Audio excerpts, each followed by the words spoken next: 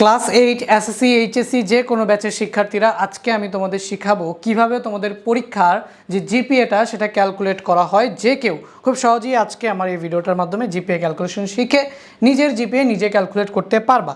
তো ওকে, so GPA ক্যালকুলেশনের জন্য সবার প্রথমে তোমার যেই দরকার এই ছকটার একটুখানি স্ক্রিনশট তুলে নাও। এরপর আমি তোমাকে বলতেছি যে এই ছকটা দিয়ে কীভাবে আমরা জিপিএ ক্যালকুলেশন করব।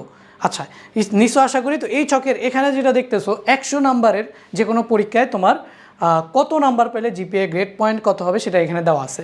আর দেখো এই যে 200 নাম্বার, দেখো বাংলা প্রথম এবং বাংলা দ্বিতীয়, ইংরেজি প্রথম এবং ইংরেজি দ্বিতীয়, এগুলার জন্য 200 নাম্বারে জিপিএ কাউন্ট করা হয়। সেটার জন্য কত নাম্বার পাইলে জিপিএ কত সেটা কিন্তু এখানে দেওয়া আছে, এটা বুঝছো। এরপরে তোমার অপশনাল বাদে টোটাল কয়টা সাবজেক্ট আছে সেই সাবজেক্টগুলোর নাম্বার তোমার সবার আগে জানা লাগবে।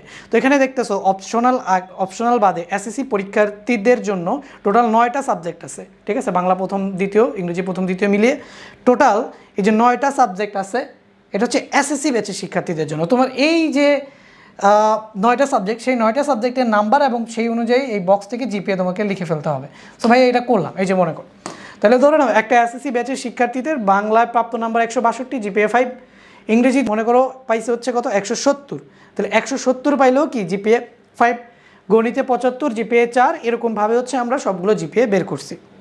এবং অপশনাল সাবজেক্টে জিপিএ সেটাও আমরা বের করছি কত 5.00। তো এগুলো লিখবা, এগুলো লেখা শেষ। এবার কি করবা, অপশনাল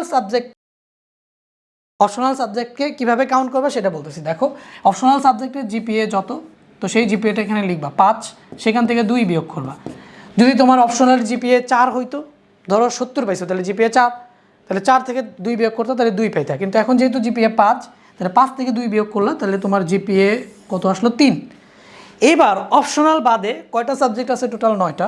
এই 9টা সাবজেক্টের জিপিএগুলোকে যোগ করবা। তো তুমি যদি এই সবগুলোকে জিপিএকে যোগ করো, তুমি পাবা হচ্ছে 42। দেখো সবগুলো জিপিএকে যোগ করলে তুমি 42 পাবা। তো গুণে দেখো, তুমি এখানে পাবা 42 পাইছো। অপশনাল বাদে সবগুলো সাবজেক্টে জিপিএ যোগ করে পাইছো। এরপর অপশনালের জিপিএটাকে যোগ করবা। তাহলে অপশনালের জিপিএ 3 পাও, 2 পাও, 1 পাও, যতই পাও সেটা এখানে সাথে যোগ করবা।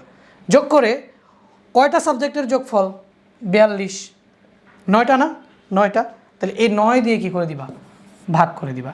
কেউ আবার 10 দিয়ে ভাগ করো না, ঠিক আছে। যেমন এখানে অপশনাল সহ সাবজেক্ট ছিল 10টা, বাট অপশনাল সারা ছিল 9টা, 9 দিয়ে ভাগ হয়েছে। তো এখানে তুমি দেখো 42 আর 3 45 ভাগ 9, তাহলে এটা তুমি পেয়ে যাবে হচ্ছে 5.00। তাহলে এই যে জিপিএ 5 চলে আসছে। তো এইভাবে তোমার জিপিএটা ক্যালকুলেট করতে হবে।